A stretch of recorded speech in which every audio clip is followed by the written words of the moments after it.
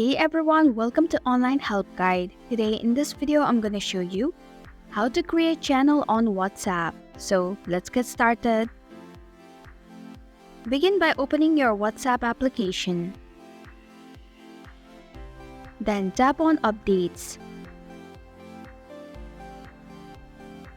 Now tap on the plus icon and then select Create Channel. Tap on the Continue button. Now create a channel name and then add description of your channel.